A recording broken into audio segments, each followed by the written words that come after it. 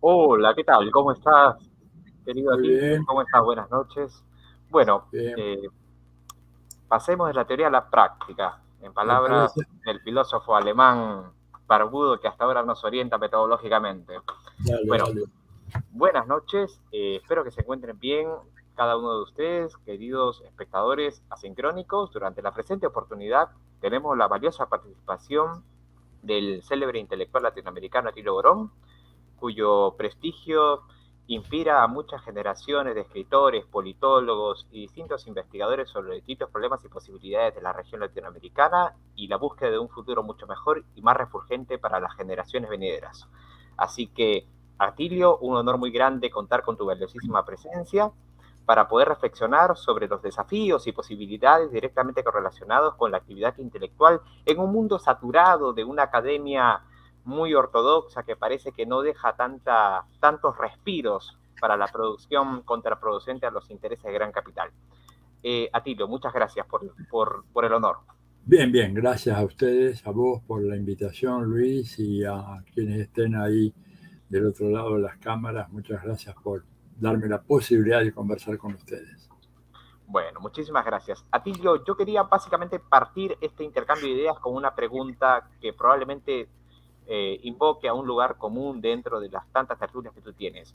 ¿Cuáles para ti serían, digamos, los principales desafíos de los intelectuales comprometidos con las causas mayoritarias, con las causas de la clase obrera, dentro de un mundo fuertemente monopolizado por el gran capital económico y sobre todo por el poder de las instituciones académicas que constantemente sirven a este tipo de capital?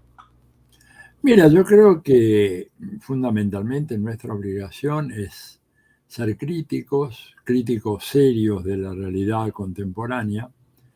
Para ser críticos necesariamente tenemos que acudir al arsenal teórico heredado desde Marx hasta nuestros días, ¿verdad? No hay una crítica seria al capitalismo al margen de Marx y el marxismo. Cuando digo Marx y el marxismo estoy claramente dando a entender de que para mí el marxismo es una obra en construcción, una empresa teórica y práctica que no está acabada, ¿verdad? Que está en permanente remodelación.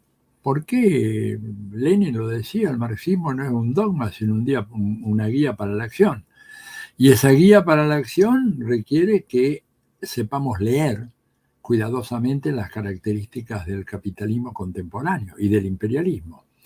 Si nos quedamos atrasados en esa lectura, ¿verdad? Va a ser muy difícil que podamos convertirnos en agentes útiles del proceso de cambio. No digo vanguardia, pero que por lo menos podamos aportar algunas ideas que puedan ser de interés para los sectores que están metidos en la lucha. Permíteme un...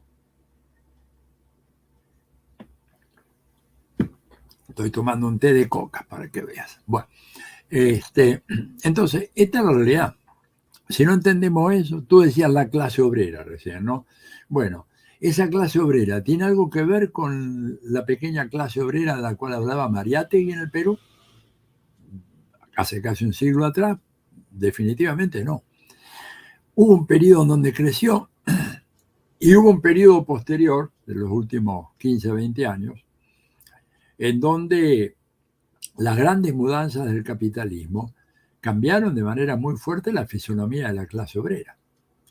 No solamente eso, hubo países en Latinoamérica, hay países en Latinoamérica, que habiendo logrado un cierto nivel de desarrollo industrial, y estoy hablando fundamentalmente de Brasil, México, Argentina, Colombia, Chile, un poco menos, Perú un poco menos. Bueno, en todos estos países se produjo un acentuado proceso de desindustrialización. Hoy, por ejemplo, la clase obrera brasileña creo que no llega a ser la mitad de lo que era en la década de los 80, la clase obrera industrial. Y acá en la Argentina el panorama más o menos igual. ¿Qué quiere decir esto? ¿Que todos ascendieron a las capas medias? No. Quiere decir que se ha formado aquello que muy adecuadamente Frei Beto definía como un inmenso pobretariado. constituido por trabajadores precarizados que no tienen relaciones regulares, legales, con sus empleadores, muchos de los cuales ni siquiera tienen empleadores, que son cuentapropistas, que fueron exaltados en el Perú por la obra engañosa de Hernando de Soto, cuando publicó en los años 80 aquel libro famoso, El otro sendero, ¿verdad? Que evidentemente fracasó rotundamente en sus pronósticos. Y es gente que evidentemente no tiene acceso a algunos derechos fundamentales que la vieja clase obrera, en países como Argentina, Brasil y México sobre todo, sí tenía. Son trabajadores que no tienen relación legal de dependencia, que tienen trabajos en negro, como decimos acá en la Argentina, o sea, que no figuran en los libros, precarizados, irregulares, no registrados. No tienen acceso a representación sindical ninguna, salvo algunos pocos casos. No tienen acceso a la legislación protectiva en materia de seguridad social. No se le pagan las cuotas del seguro social, por lo tanto, cuando envejecen no tienen nada, ¿verdad? A diferencia de la vieja clase obrera. No tienen aguinaldo, no tienen licencia por enfermedad, no tienen licencia por maternidad. Están dispersos totalmente. Ni siquiera saben que pertenecen a una empresa, en muchos casos, ¿verdad? Ese fenómeno se ha dado en llamar la uberización, por el modelo Uber, ¿verdad? Bueno, tenemos que aprender a leer cómo es que esa nueva realidad está impactando en la estructura de clases de la sociedad peruana. Cuando hablamos de clase obrera, ¿de qué hablamos? Bueno, estamos hablando de un nuevo conglomerado muy distinto al anterior, muy distinto al tradicional, ¿verdad? Que carece de la experiencia de lucha que tenían los obreros, que yo estoy pensando en los años 60, los que estaban en la industria petrolera ya en Talara y otras regiones del Perú, o mismo la clase obrera minera, ¿verdad? Algunos trabajadores de la zona algodonera, pero muy pocos, ¿verdad?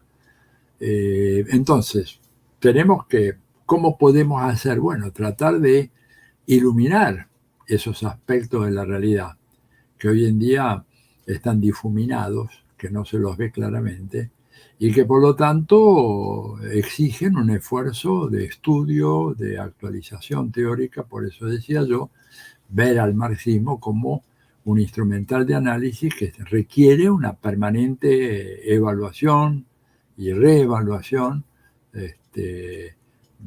y por lo tanto llevar adelante aquello que, de vuelta vuelvo con Lenin, cuando él hablaba del análisis concreto de la realidad concreta. A ver, yo creo que los 7 ensayos de Mariátegui siguen conservando una enorme importancia, más como fuente de inspiración que como descripción del Perú contemporáneo. Pero como fuente de inspiración es un texto absolutamente fundamental, con pasajes notables. Pero bueno, eso hay que desarrollarlo y ponerlo en el contexto del Perú contemporáneo. Creo que esa es la tarea fundamental. Y la otra, y ya termino un poco esta primera intervención, la otra es darnos cuenta de los cambios que se han operado en el sistema imperialista a nivel mundial, de la delicadísima situación por la cual estamos atravesando en el momento actual, y que, por lo tanto, tenemos que ser conscientes de que hoy el ataque del imperialismo ya no se da por la vía tan solo del golpe militar.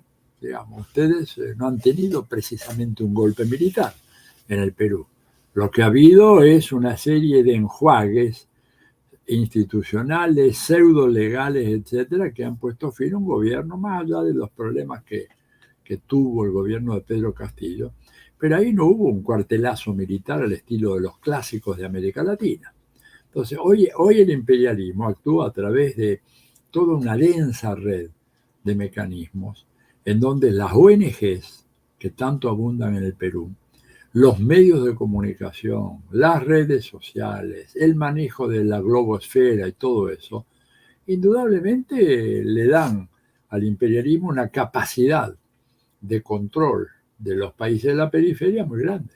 Y tenemos que aprender a luchar en contra de eso, ¿verdad? Entonces, dos tareas pendientes, un poco una nueva mirada sobre la realidad privada, y una nueva mirada que tome nota de esta situación del imperialismo y de sus renovados instrumentos y de sus renovadas tácticas y estrategias de lucha para mantenernos en una situación neocolonial.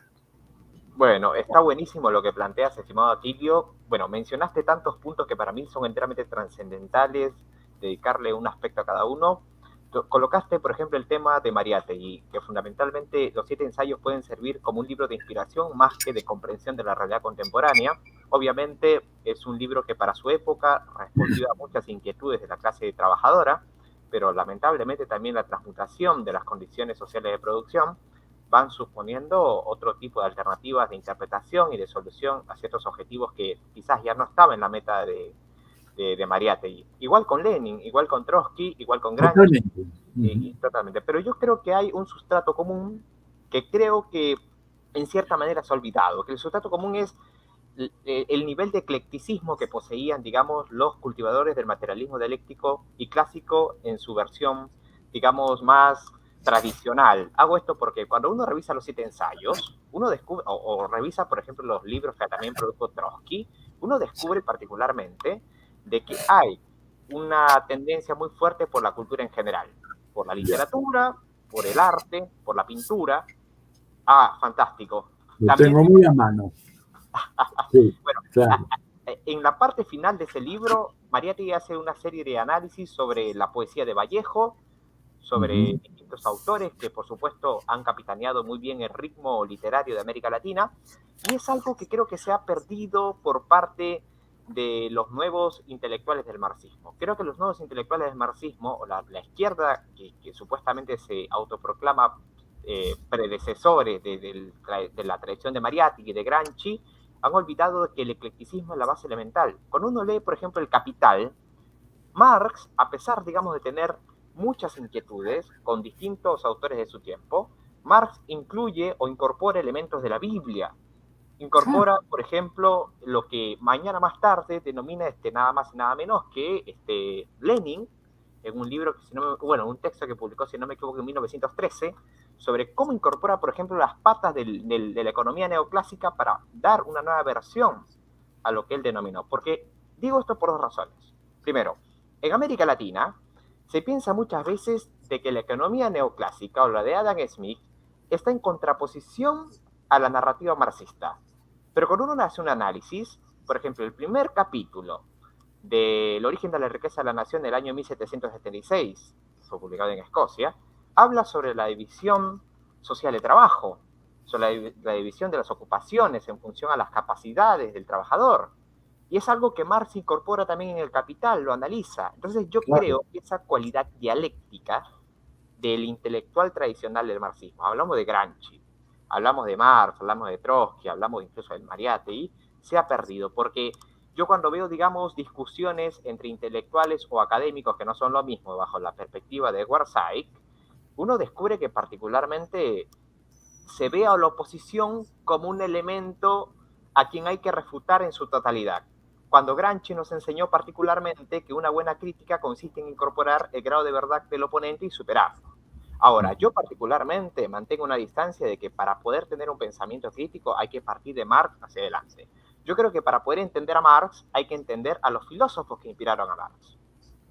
Y eso conlleva entender a Smith, a Say, y conlleva también entender a Hegel. Yo creo que una persona que no entiende a Hegel, no solamente la fenomenología del espíritu del año 1808, sino otros libros capitales de Hegel, no puede tener una visión concreta de Marx. Igual, las tesis doctoral de Marx, que sustenta en Alemania, porque Marx obviamente fue un filósofo forjado en la tradición alemana, en esa época Kant tenía un poder de influencia enorme. Sí. Kant agarra a un filósofo griego para poder entender muchas cosas del materialismo. Entonces yo creo que esa cualidad del intelectual ecléctico, integral, que no teme solamente abocarse a la interpretación de la fenomenología social desde la teoría política, ¿no?, O sea, no hace un reduccionismo interpretativo de los problemas sociales, sino que se va a la literatura, se va al arte, se va a otras disciplinas, puede servir muchísimo para poder construir un nuevo modelo que responda a las necesidades de las clases mayoritarias. Ahora, hay otro detalle que también mencionaste sobre Frei Betto y su concepción sobre la nueva clase obrera que ya no es necesariamente industrial. Yo pienso en relación a esos dos aspectos cruciales. Lo primero que pienso particularmente es que si bien, digamos, si uno parte de la tradición clásica de clase obrera y clase burguesa, es decir, aquellos que tienen los medios de producción y aquellos que no lo tienen, obviamente la diferencia aún sigue siendo mayoritaria entre quienes sí lo tienen y quienes no lo tienen. Pero yo veo que hay otros factores importantes que han transmutado esta autopercepción de la clase trabajadora. Y uno de los factores es la alineación. Creo que tú mencionaste y citaste alguna vez a Robert Merton para hablar sobre este tema, ¿no?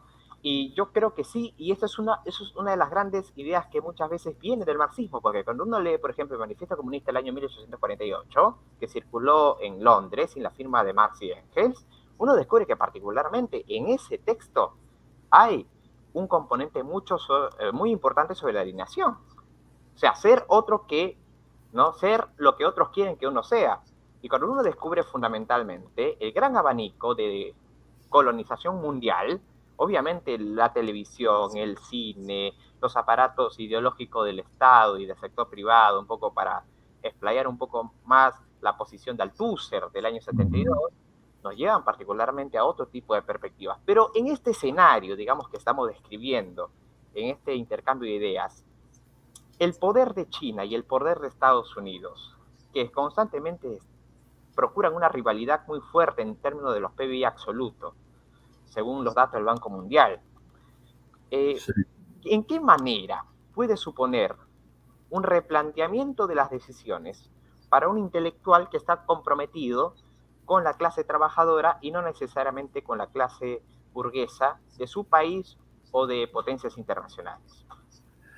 Mira, yo, a ver, muy interesante toda tu reflexión. Yo diría, primero, hay una palabra que me produce una cierta preocupación en tu primera parte, cuando hablas de eclecticismo. Yo personalmente creo, una cosa es la rigurosidad del estudio, ¿verdad? Y por cierto, yo me considero un estudioso de la obra de Adam Smith y coincido contigo en que Adam Smith ha sido un autor fundamental en la formación del pensamiento económico de Marx, sin la menor duda.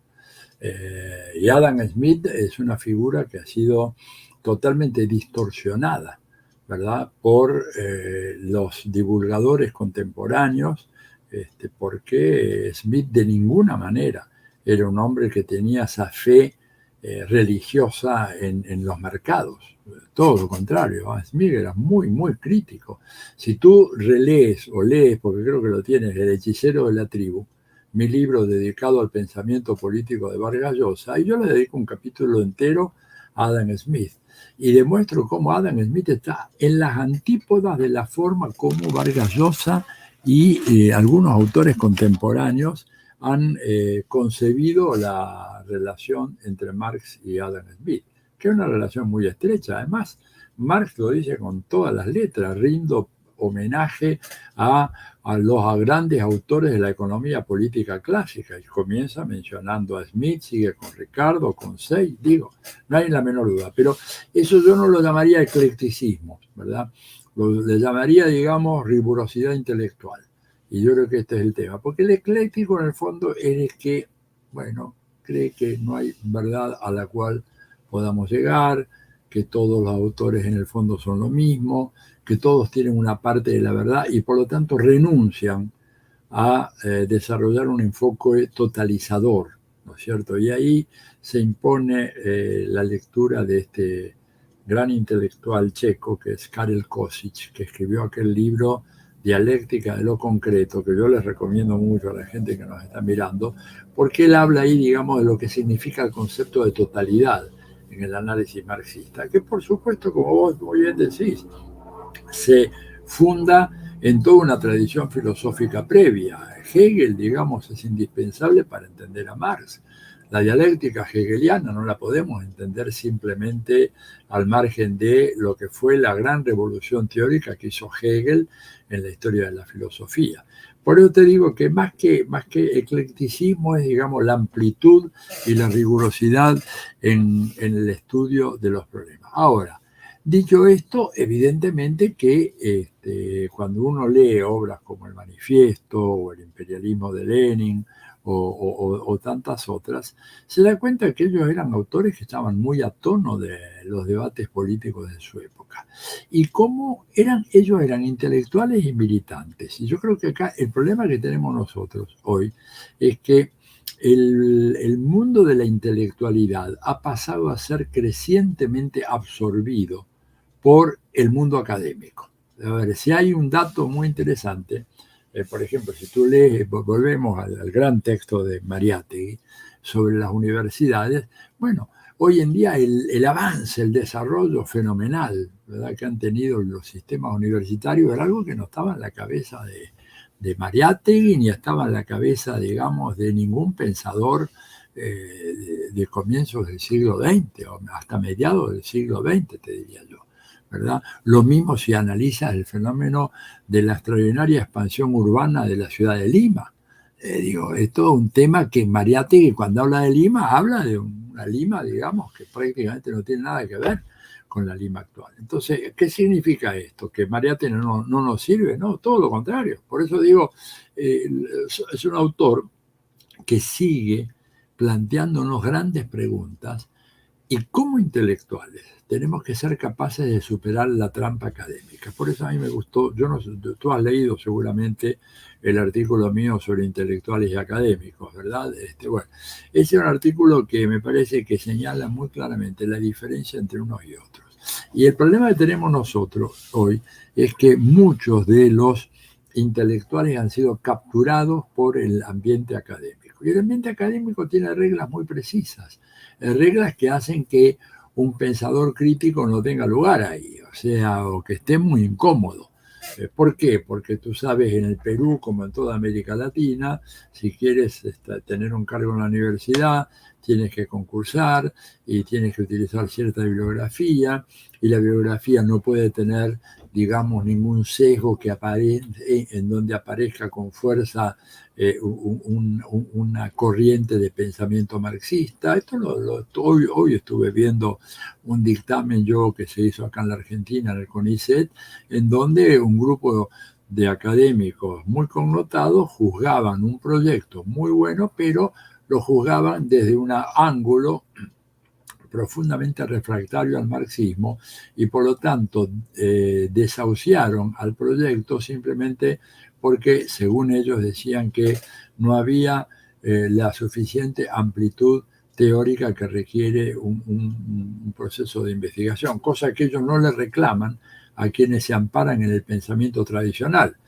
Tú te vas con el pensamiento tradicional y nadie te dice, bueno, ¿y por qué no tienes acá un diálogo con el marxismo o con el ecologismo, con el feminismo? No, tienes el pensamiento tradicional y está todo bien. Entonces, ahí hay un problema muy serio. El problema es, ¿cómo hacemos quienes somos intelectuales, quienes además no tenemos la situación económica de Engels, porque Engels era un enorme intelectual, Engels jamás pisó una universidad y sin embargo, como era un hombre de una extraordinaria inteligencia, escribió cuando todavía no tenía 24 años un texto que todavía hoy sigue siendo bibliografía obligatoria en los estudios de historia social que se hacen, las materias de historia social que se hacen en las más grandes universidades del mundo. Me refiero claramente a la condición de la clase obrera en Inglaterra, ¿verdad? Un texto del año 1944, bueno, realmente lo de Engels habla claramente de que podés ser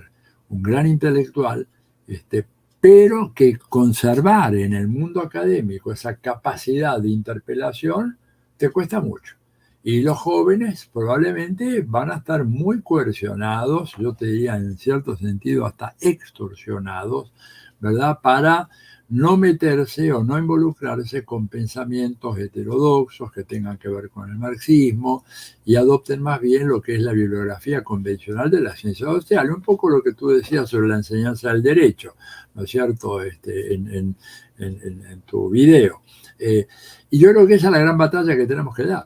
Entusiasmar a los jóvenes para que, bueno, conocimiento que deben tener de las contribuciones del pensamiento social convencional, pero que al mismo tiempo ellos tengan capacidad para rebelarse en contra de ello.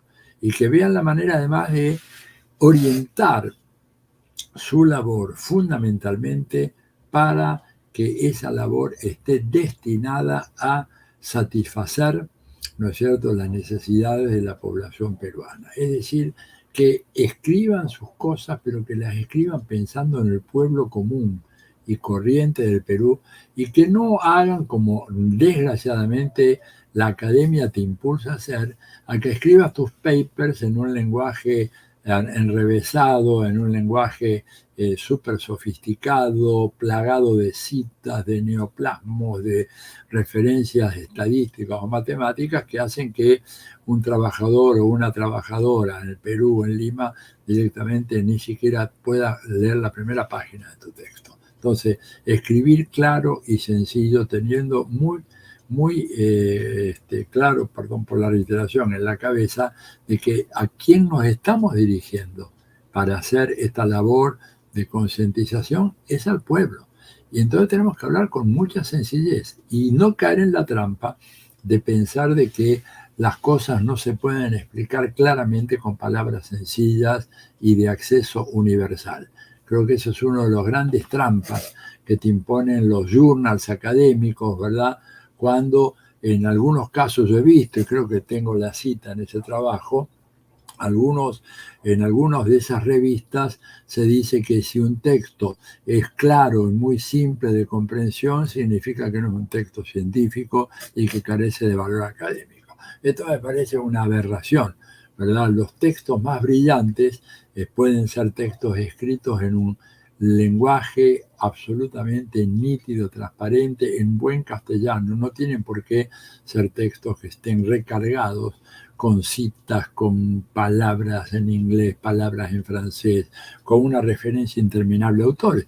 Creo que esto me parece que es lo importante que ustedes deberían tratar de hacer en un país como el Perú, y que al igual que tantos otros de América Latina, nosotros vivimos en países en donde necesitamos tener intelectuales críticos, pero que esa crítica se fundamente en un estudio concreto y en un conocimiento de los textos y no simplemente que repitamos una especie de Talmud y que vayamos desgranando los preceptos de nuestra fe para consumo de los pueblos. Lo nuestro es otra tarea. Bueno, muchas gracias a ti, me parece muy interesante lo que me acabas de mencionar. Yo solamente quiero volver a ciertos puntos que acabaste de subrayar. En primer lugar, sobre el tipo de escritura que deben tener los intelectuales y sobre todo el nivel de persuasión que deben tener estas escrituras dentro del marco social, no solamente nacional, sino supranacional. Yo creo, me preocupa mucho este tema de pensarlo solamente para los de abajo. Yo creo que el intelectual tiene que manejar los dos frentes. O sea, tiene que escribir para las personas que por motivos X tienen una poca formación cultural e intelectual para que puedan entender la esencia, pero también tienen que escribir para el círculo de intelectuales orgánicos con el ánimo de seguir puliendo dialécticamente sus objetivos. O sea, no solamente hay que enfocarnos en un frente, sino que hay que abordar todas las fronteras que nos están posibles, porque si un lugar que no lo ocupa uno, el intelectual del pueblo, lo ocupa el intelectual de la clase burguesa. Entonces hay que tratar siempre de ocupar los dos frentes. El otro aspecto que me parece importante que mencionaste sobre el tema del eclecticismo. Yo parto, digamos, claro, yo respeto tu perspectiva, me parece muy lúcida, ¿no? Pero yo cuando hablé de eclecticismo, mencioné mucho la definición que da la RAE, que obviamente que es un monopolio para muchos que hablan español, que tiene sus limitaciones, tiene sus contradicciones, ¿sí? Pero nos orienta en cierta medida a enfocar ciertos temas importantes. La RAI dice, particularmente en la cuestión del eclecticismo, lo siguiente, que es la adopción en el juzgar y obrar de una postura intermedia entre doctrinas o actitudes diversas. Es la combinación de elementos de diversos estilos, ideas y posibilidades. Es una escuela filosófica que procura conciliar las doctrinas que parecen mejores o más verosímiles, aunque procedan de diversos sistemas. Obviamente, yo concuerdo contigo de que hay que darle un enfoque objetivo a las cuestiones concretas, pero también soy partidario de que es necesario buscar sacar lo mejor de cada doctrina, tal como lo hizo Marx. Marx vio lo que tuvo que observar y cogió lo que tuvo que coger del pensamiento de Adam Smith, del pensamiento de otros autores de la época, de Hegel, lo que dio Claro. que darle, pero al final le dio su propio punto de vista. Ahora, en relación a Marx, yo concuerdo contigo cuando me planteas de que hay muchas cosas que se plantearon en aquella época que no suceden ahora y que ni están en la cabeza de estos autores. Por eso yo soy partidario de recoger más que la doctrina de Marx el método. ¿Cuál es el método? Me parece sencillo, es sencillo de explicar. Interpreta tu realidad, analiza, haz, digamos, una sistematización de cómo resolver el problema y sobre todo ponlo a la práctica. En palabras de este filósofo, ¿no? Bueno, paradójicamente, irónicamente decía, los filósofos no han hecho otra cosa que interpretar el mundo, lo que se trata es de transformarlo. O sea, en otras palabras, pasar de la teoría a la acción, pero observando los problemas que tenemos en el presente y en un lugar específico. Y sobre otro punto, tienes razón cuando mencionaste sobre la necesidad de buscar intelectuales que piensen los problemas del Perú en la hora política, la hora cultural y la hora cibernética, tecnológica que nos toca vivir, pero no hay que olvidar nuestro, nuestro fulgor y nuestra necesidad internacionalista. O sea, el marxismo clásico se caracterizó por ser internacionalista. Marx pensó fundamentalmente de que los estados, las naciones, son creaciones de las clases dominantes para dividir a los pueblos. Entonces, yo creo que sí, está bien pensar los problemas de la localidad, pero con una pata también afuera. Ahora, mencionaste otro aspecto que también es muy interesante, que me parece brillante, el tema de las instituciones universitarias y cómo los intelectuales pueden, en cierta medida, buscar puntos de ruptura contra la tradición dominante. Mencionaste el tema del CONICET en Argentina, mencionaste toda esta cuestión, pero si uno da una introspección histórica, uno se va, digamos, hasta el medioevo, o las primeras universidades que se fundaron en Europa, Bolonia, Oxford, Cambridge, la mayoría de esas instituciones universitarias han sido funcionales al poder dominante. O sea, los clérigos, las facultades de teología, Harvard en 1636, Facultad de Teología, San Marcos en 1551, 12 de mayo, también Facultad de Teología. O sea, la monarquía absolutista tenía un poder tremendo en las instituciones universitarias. Ahora, yo lo que planteo, y tiene razón, o sea, es necesario buscar puntos críticos, núcleos de pensamiento desafiante a los poderes dominantes. Pero yo lo que planteo, sabiendo lo complicado que está, porque como dijo un filósofo también, creo que en cierta manera estamos volviendo a los clásicos, fuera del poder toda desilusión, es necesario buscar alternativas colaterales al pensamiento crítico, en simples palabras. Yo pienso que particularmente es necesario, sí, entender de que hay una lógica de dominación estructural dentro de las instituciones universitarias, fantástico, pero por fuera de la universidad buscar la necesidad urgente de crear grupos de estudio y de pensamiento crítico, porque si uno se pone rebelde en la universidad, no te renuevan el contrato, en los concursos para escalas docentes te pueden incluso bajonear, entonces es necesario buscar, sí, una organización intelectual, pero por fuera de la universidad, porque ya las reglas de juego están dadas, Atilio. Cuando tú tratas de quebrar eso, hay un problema. Bien, mira, yo te diría, y esta sería mi última intervención porque realmente no tenía pensado hacerlo tan largo. Yo creo que, a ver, el tema de la amplitud teórica me parece que es absolutamente necesaria. Creo que el debate con los intelectuales orgánicos del establishment es necesario y tú tienes razón. Yo lo doy permanentemente, estoy permanentemente en eso. Estoy ahora sacando un TikTok sobre Milley y Hayek y todo eso, precisamente porque creo en lo que tú dices. Creo que efectivamente hay que dar esos debates, pero hay un riesgo, ¿no es cierto?, de pensar de que el marxismo es solo una cuestión de método. Y esto es un riesgo en el cual, y un peligro, y yo creo una trampa en la cual cayeron ocasionalmente autores muy importantes. Por ejemplo, el mismo Lukács, en Historia y Conciencia de Clase, él plantea la tesis de que el marxismo, lo importante es el método. Yo creo que lo importante es el método, pero también es importante la teoría.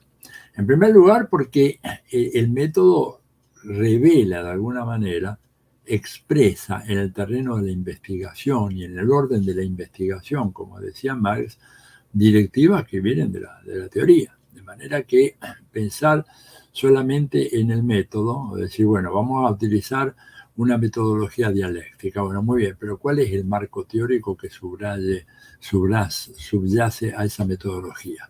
El problema es que vemos que muchos autores, ¿no es cierto?, no solamente en Latinoamérica, apelan, ¿verdad?, un poco a una cierta metodología dialéctica, pero en donde, qué sé yo, la problemática de las clases está ausente, la de la explotación está ausente, y entonces, bueno, queda una especie de marxismo metodológico que no te permite avanzar demasiado, porque yo creo que en el fondo estamos viviendo en una sociedad capitalista y para entender el capitalismo, sobre todo para combatir y para superar al capitalismo, porque de eso se trata, tenemos que avanzar en la comprensión del fenómeno. Y esto no es solamente una cuestión de método, una cuestión de método, una cuestión de teoría. Que esa teoría se puede enriquecer, como tú muy bien decías recién, con aportes que vienen de otros universos teóricos. Yo estoy de acuerdo. Creo que hay ciertas versiones del feminismo que realmente aportan y arrojan luz y permiten ampliar, ¿no es cierto?, la comprensión que va más allá de lo que se hubiera obtenido, por ejemplo, apelando tan solo al marxismo. Lo mismo ciertas formas del ambientalismo o el ecologismo radical. O sea, no todas esas expresiones son igualmente críticas. Creo que ese es el otro tema. Es decir, el que sean críticas significa que tienen que realmente poner en cuestión la sobrevivencia mismo del capitalismo, el carácter inmoral, el carácter injusto, el carácter insanable del capitalismo como régimen de explotación.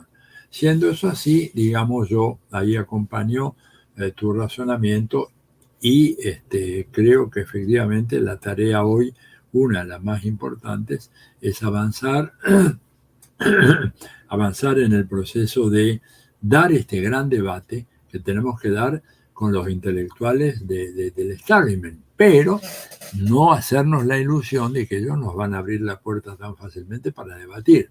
No sé cómo es la experiencia del Perú, pero te digo acá, la experiencia de la Argentina es que todas las puertas para el debate están cerradas. Uno puede provocar a esos autores, digo, provocarlos intelectualmente, no con chicanas, ni con agresiones, ni con diatribas de ningún tipo, para nada.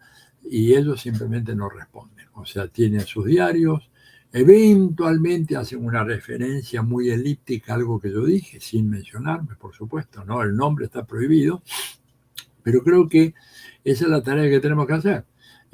Avanzar en esa dirección, forzar un debate. Ellos no quieren debatir, porque nosotros en el fondo estamos representando una visión superadora del mundo actual.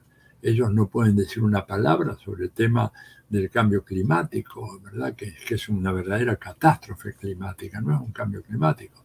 No pueden decir nada sobre un posible holocausto nuclear, porque está fuera de su horizonte. Entonces nosotros tenemos que plantear esos temas, pero, ¿verdad? La dificultad es ver doble. ¿Cómo hacerlo? Debatiendo con los intelectuales del establishment, supuestamente interesados en conversar con nosotros, creo que no tienen ningún interés. ¿Y cómo hacemos para introducir esta temática en el mundo académico, que es un mundo que está muy controlado por el saber convencional? Y termino con esto. Fíjate vos que las revistas de nuestra profesión, ciencia política, sociología, etcétera, se mueven todas en el día de hoy por juicios de jurados, y los juicios de jurados establecen, digamos, lo que es bueno y lo que es malo, lo que es científico y lo que no es científico. Y en muchos casos, esos juicios son juicios de carácter eminentemente ideológico, en donde se excluye cierta problemática simplemente porque obedece a un marco teórico marxista o crítico del capitalismo que es inaceptable. Digamos, para el mundo académico el capitalismo es el fin de la historia. Esto está muy claro, digo, a nivel de la academia latinoamericana, no solamente la argentina y la peruana. Tú vas a Brasil y ese fenómeno, digamos, del mundo académico, totalmente habiendo excluido de su horizonte de discusión el capitalismo, el imperialismo, claramente hablan diciendo algo así como que, bueno, la democracia liberal llegó para quedarse y es esto que tenemos acá, es la única forma de democracia posible y el capitalismo es el estadio final de la gran evolución de la humanidad que, como dice Vargas Llosa, como dice Hayek, nos permitió salir de las cavernas y llegar a esta civilización que tenemos hoy, que para estos autores es maravillosa. Nosotros tenemos que plantearnos críticamente ante ese escenario y esta es la gran tarea. Bueno, amigo, yo le pido que me disculpe, nota usted que mi voz está ya flaqueando y porque no estoy del todo bien, ha sido un invierno muy duro acá en Buenos Aires. Pero bueno, tendremos ocasión de seguir esto en algún próximo encuentro. Por supuesto, solamente quería pedirte un minuto para redondear algunas ideas. Si es un minuto, sí, pero si no, más, no te preocupes, un minuto. Cuando hablé particularmente sobre el método, obviamente que pensé tácitamente en la incorporación de la doctrina, porque, como bien sabes, el materialismo dialéctico e histórico no puede desprender la teoría de la praxis. Y dos, hay un punto muy interesante lo que me mencionas, de dar debate contra los rivales, pero también es necesario dar un debate concienzudo, firme con nosotros mismos. Absolutamente. Totalmente de acuerdo. Y otro punto importante, Atilio, te agradezco infinitamente la predisposición volitiva que tienes y sería bueno armar otros círculos de conversación, de discusión, respetuosos, amigables sobre estos temas para ir puliendo dialécticamente, como alguna vez lo hizo el Borbón en su tiempo, pero ahora bajo otra mirada y bajo otros desafíos. Bien. Bueno, Luis, muchas gracias por esta oportunidad. Te mando un gran abrazo y estamos en contacto, ¿sí? Que sigas muy bien. No, gracias, Atilio, y que tengas una excelente noche en Buenos Aires. Gracias, lo mismo tú allá en Lima. Un gran abrazo.